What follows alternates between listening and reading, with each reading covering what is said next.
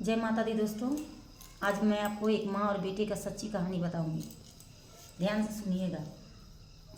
रमेश नाम का एक लड़का था, बड़ा ही चंचल स्वभाव का था।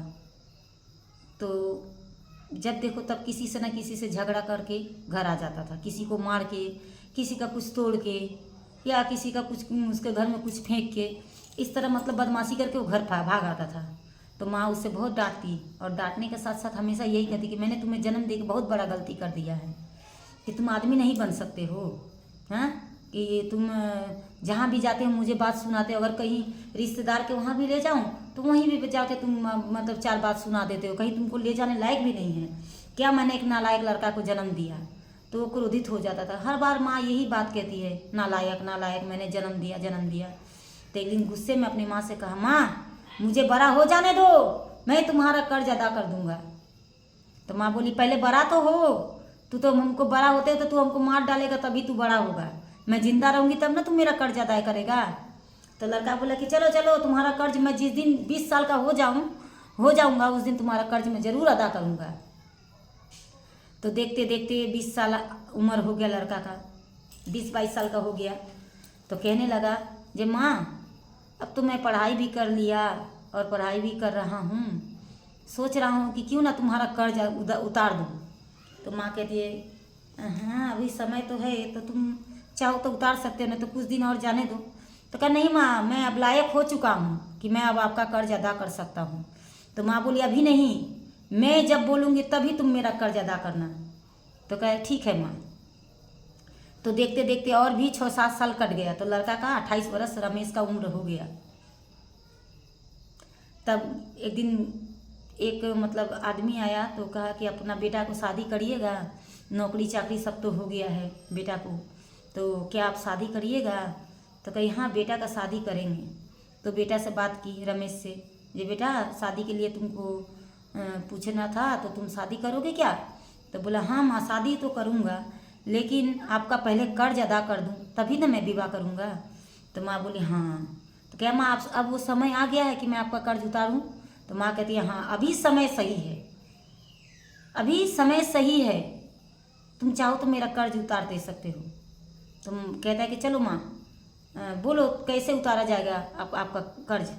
तो माँ बोली एक काम कर बेटा, ये कितना बड़ा ईंटा लेके आ। तो रमेश दौड़ के लेके आया। तो माँ बोली अपना मेरा एक साड़ी भी लेके आ। उसकी वो रमेश साड़ी भी लेके आया। तो उस ईंटा से उसकी माँ उसके कमर में बांध दी, एक ठो ईंटा से, एक इतना बड़ा टुकड़ा था, कम से कम 250-300 का था, बांध दी। तो कही कि लड़का कह रहा है रमेश, जे माँ ये ईंटा क्यों तुमने मेरे पेट में बांध दिया? तो माँ बोली रुक जा, तूने मेरा कर्ज उतारेगा ना? तो कहा हाँ। तो ऐसे क्या आपका कर्ज उतर जाएगा? तो माँ बोली बस मेरा एक ही काम तू कर दे तो मेरा कर्ज उतर जाएगा। तो रमेश बोला ठीक है चलो मान लेते हैं। तो ईंटा तो माँ बांध दी। अब रमेश को माँ बोली इस ईंटा बंधे हुए ईंटे से तुमको स्नान करना है, खाना है, सोना है और मार्केट भी जाना है और समस्त कार्य करना है तुमको। इस ईंटा को तुम 5 महीना तक बांध के रखना।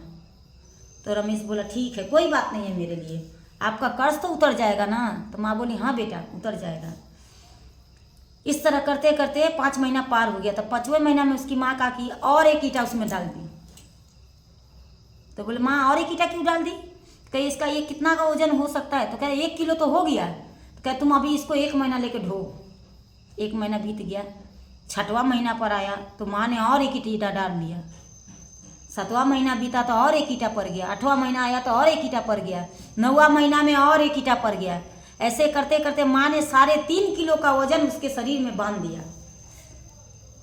अब माँ बोली कि तुम सोओगे इस 9 ईंटों के साथ और उठना भी 9 ईंटों के साथ।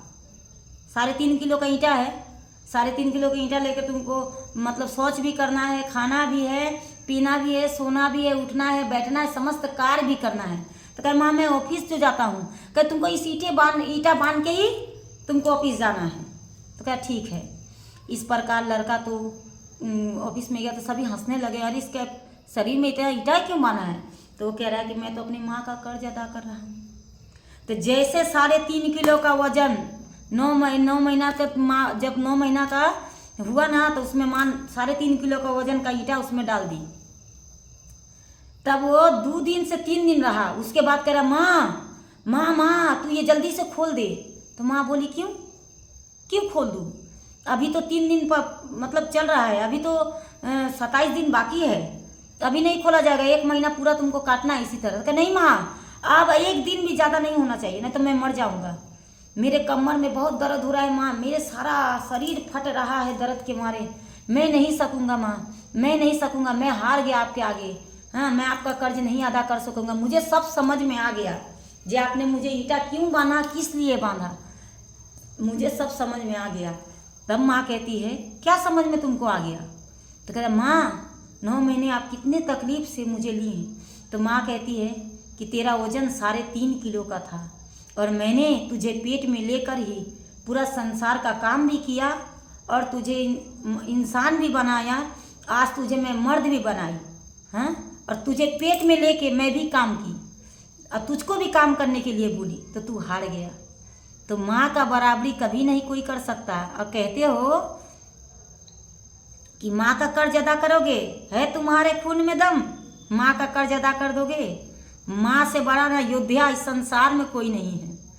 माँ अगर औरत को, अगर एक नारी को अगर माँ बनने का अधिकार दिया गया, भगवान ने दिया है ना, तो कुछ सोच के दिया है। उस पर हाथ उठाने से पहले ना 10 बार सोच लेना, जे माँ को क्या कह रहे हो, क्यों कह रहे हो, किस लिए कह रहे हो, इस बात को ख्याल करना, ठीक है।